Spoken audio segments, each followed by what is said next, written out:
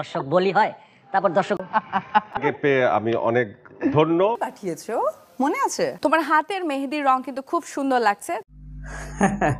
অপু বিশ্বাস সবসময় প্রশংসা পেতে পছন্দ করেন এবং তিনি তার ক্যারিয়ারের যে সুসময়, পুরো সময়টা শাকিব খানের ছায়ার নিচে থেকেছেন।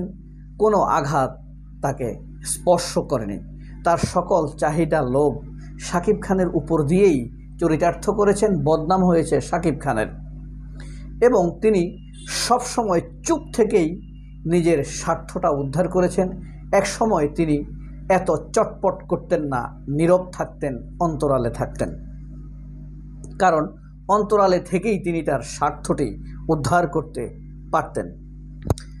প্রিয় বন্ধুরা, আজকের এই ভিডিওটি শুধুমাত্র অপু বিশ্বাসের জন্য নয়। এই ভিডিওটি যারা অপু বিশ্বাসকে পছন্দ করেন তাদের জন্য, যারা অপু বিশ্বাসকে অপছন্দ করেন তাদের জন্য। কারণ যারা অপু বিশ্বাসকে পছন্দ করেন না, তারা পছন্দ না করলেও, কারণ তার অভিনয় ভালো না, তাকে পছন্দ করে না, কিন্তু তার ভালো চায়, তার সুস্থতা চায়, অপু বিশ্বাস একটি সুন্দর জীবন পার করুক সেটিও চায়। এমনকি এই ভিডিওটা যারা দেখছেন তাদের সবার জন্য। কারণ আমরা কে কোন সমস্যায় আছি তা আমরা কেউ জানি না। আসলে অপু বিশ্বাসের সকল সমস্যার পেছনে রয়েছে একটি রোগ। এই রোগটা আপনার আছে কি না তা মিলিয়ে দেখতে পারেন। আর মিলিয়ে দেখার জন্য পুরো ভিডিওটি আপনি দেখবেন, আপনার সারা জীবনের জন্য কাজে লেগে যেতে পারে। আপনার প্রতিবেশীর জন্য কাজে লাগতে পারে, আপনার ভাই বোনের জন্য কাজে লাগতে পারে। কারণ এটি এমন একটি মানসিক সমস্যা যা যে কোনো মানুষের ভেতরে থাকতে পারে, কিন্তু কেউ বুঝতে পারবে না এবং তাকে সেই রোগের জন্য বলা হলে সে রেগে যাবে। এই কারণেই ধৈর্য সহকারে ভিডিওটি দেখবেন। এই ভিডিওটি 3 ভাগে ভাগ করা হয়েছে। এখানে বলা হবে অপু বিশ্বাস আসলে এই রোগে যে আক্রান্ত তার প্রমাণ কী, এই রোগে যে আপনিও আক্রান্ত হতে পারেন সেটা কিভাবে, এবং কিভাবে বুঝবেন যে আপনি এই রোগে আক্রান্ত কিনা, আপনার স্বামী অথবা আপনার বাবা মা ভাই বোন কেউ আক্রান্ত কিনা, বৈশিষ্ট্যগুলো দেখলে আপনি বুঝতে পারবেন।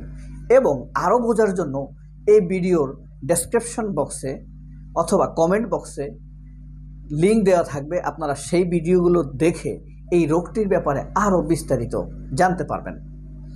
সর্বশেষ এই রোগটির উৎপত্তি হলো কিভাবে, কেন এই নামে হলো, মিথোলজি কি বলে, সেই বিষয়ে গল্পটি আপনাদেরকে সংক্ষেপে বলে দেব।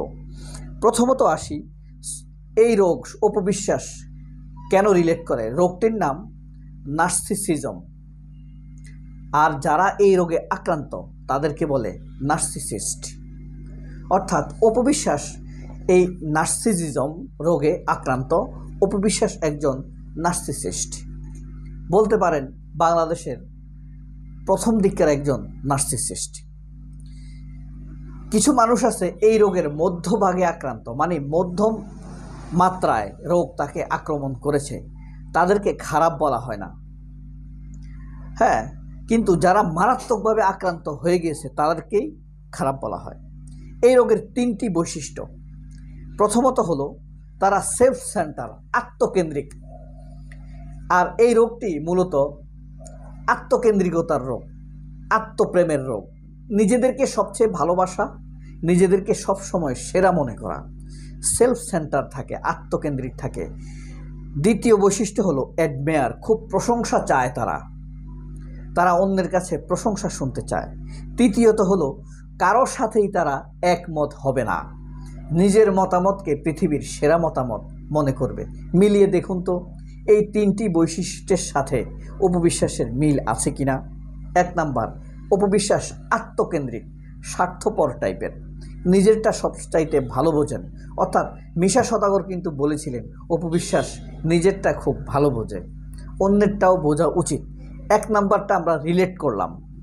দ্বিতীয়ত হলো অ্যাডমায়ার, খুব প্রশংসা পছন্দ করে। অপু বিশ্বাসে দেখবেন সাক্ষাৎকারগুলোতে সবসময় প্রশংসা পছন্দ করেন। তিনি আগেই বলে দেন তাকে কোন কোন বিষয়ে প্রশংসা করতে হবে। তার যেমন 1 নম্বর হলো তিনি ন্যাচারাল সুন্দরী হিসেবে সবাই তাকে ট্রিট করে। আসলে কি অপবিশ্বাস ন্যাচারাল সুন্দরী?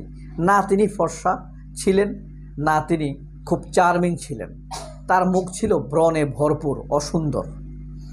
এবং বর্তমানে তিনি আর্টিফিশিয়াল লেজার টেজার করে ডেভেলপ করেছেন, সেটিকে সবার সামনে ন্যাচারাল সৌন্দর্য হিসেবে উপস্থাপন করেছেন। 3টি বিষয়: সেলফ সেন্টার, অ্যাডমায়ার, প্রশংসা চাওয়া, আত্মকেন্দ্রিকতা এবং কারোর সাথে একমত পোষণ না করা। অপবিশ্বাস কিন্তু দেখবেন তার মতামতের সাথে কারোর মতামত মেলে না। 3টি বৈশিষ্ট্য আপনারা দেখলেন। দ্বিতীয়টি হলো নার্সিসিস্টে যারা আক্রান্ত তাদের আরও কিছু বৈশিষ্ট্য থাকবে।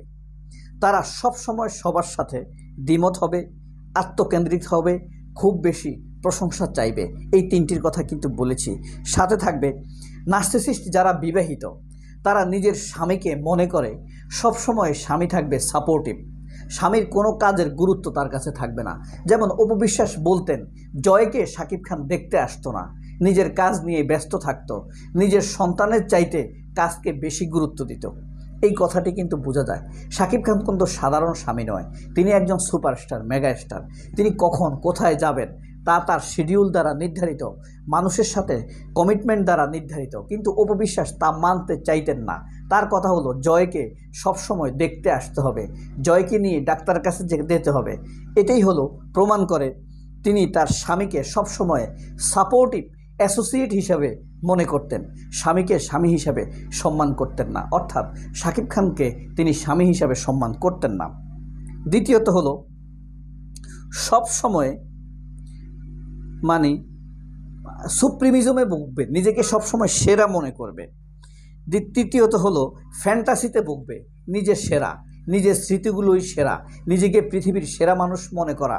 নিজের কথা গল্প আসলে শাহরুখ খান, অমিতাভ, দেখবেন অপবিশ্বাস তাই করে। নিজের কথা যখন আসে, গল্প আসে, কথায় কথায় শাহরুখ খান, অমিতাভ বচ্চন, এই উদাহরণগুলো তিনি টানবেন, নিজের সাথে রিলেট করার চেষ্টা করবেন। শ্রেষ্ঠত্বের ফ্যান্টাসিতে তিনি ভুগতে থাকেন। অন্যের মতামতকে গুরুত্ব না দেওয়া এবং স্বামীকে সবসময় আন্ডার এস্টিমেট করা, এই বৈশিষ্ট্যগুলো এই রোগীদের থাকবে। এরপরে থাকবে নিজের সৌন্দর্য নিয়ে সবসময় একটি অপ্রতিদ্বন্দ্বী একটি ভাব বজায় রাখা। অপবিশ্বাসের মধ্যে কিন্তু এটি সবসময় আছে। তাকে দিয়ে অমুকে পাগল হলো, তমুকে পাগল হলো। তিনি শাবানার বাসায় গিয়েছেন, বাসার দারোয়ান তাকে দিয়ে পাগল হয়ে গিয়েছে, অস্থির হয়ে গিয়েছে। এই ফ্যান্টাসিতে অপবিশ্বাস কিন্তু সবসময় ভোগেন। হিংসা, সবসময় তিনি পাশের লোককে হিংসা করবেন, তার প্রতিদ্বন্দ্বীকে জায়গায় দিবেন না, নিজের ধারে কাছেই ভাববেন না, নাম মুখে। এই জিনিসটি কিন্তু দেখা যায়, তিনি প্রায় বলেন শবনম বুবলির নামটি তিনি মুখে নিতে চান না। যাই হোক, এটি অন্য বিষয় হিসেবে, বাঙালি কালচার হিসেবে, ডার্টি কালচার হিসেবে আমরা ধরে নিলাম। তৃতীয়ত হলো এনভিয়াস, হিংসাকে চরিতার্থ করার জন্য, নিজেকে উচ্চে তুলে ধরার জন্য প্রতিদ্বন্দ্বীর ক্ষতি করে দেওয়া। এটি এখন পর্যন্ত যদিও দেখা যায়নি, আমরা সেটি ব্যাপারে বলছি না।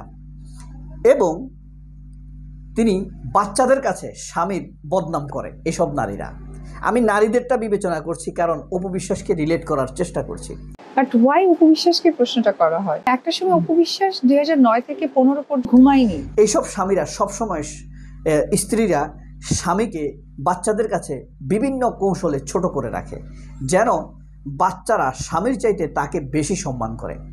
আপনারা অপবিশ্বাসের বিভিন্ন সাক্ষাৎকারে দেখবেন যে জয় বড় হলে সাকিবকে সম্মান দিবে না, সাকিব নিজেই 2-3টা প্রেম করেছে, বিয়ে করেছে। জয়কে যখন শাসন করা হবে, সাকিব খান যখন জয়কে শাসন করবে, জয় বড় হলে, তখন জয় পাল্টা কথা বলবে, সাকিব খানকে পাত্তা দিবে না। এই ধরনের কথা সাকিব খান অসংখ্য সাক্ষাৎকারে বলেছেন। এবং তার পুরো পরিবেশের বদনাম করে নিজেকে নির্দোষ হিসেবে উপস্থাপন করা। এই ধরনের রোগে যারা আক্রান্ত, এই সকল নারীরা কখনোই নিজের দোষ স্বীকার করে না। বৈশিষ্ট্যগুলো কিন্তু শুনতে পেরেছেন, প্রায় 2-1টি বাদ দিলে প্রতিটি বৈশিষ্ট্য অপবিশ্বাসের সাথে মিলে। এবার মিলিয়ে দেখতে পারেন আপনার মধ্যে এসব আছে কিনা। এবং আরও বোঝার জন্য ডেসক্রিপশন লিঙ্কগুলো, ভিডিও আপনারা দেখতে পারেন। নিজের উপকার হতে পারে, বন্ধুর উপকার হতে পারে, আত্মীয় স্বজনের উপকার হতে পারে। এই রোগীদেরকে দেখলে কখনোই বলা যাবে না আপনি রোগী। এবং তারা যা চায় সেভাবেই করতে হবে, সেইভাবে প্রশংসা করতে হবে। অপবিশ্বাস কি যেমন সাংবাদিকরা করে, আপনি বলতে হবে আপনি যা ভাবছেন তা সঠিক, এটি বলেই তাদেরকে ডাক্তারের শরণাপন্ন করতে হবে, অন্য কথা বলে। এবার আসি এই রোগের উৎপত্তিটা কিভাবে। আর খ্রিস্টপূর্ব 1800 শতকের দিকে গ্রিক মিথোলজিতে লেখা আছে, এক রাজপুত্র ছিলেন, তার নাম সফিসাস।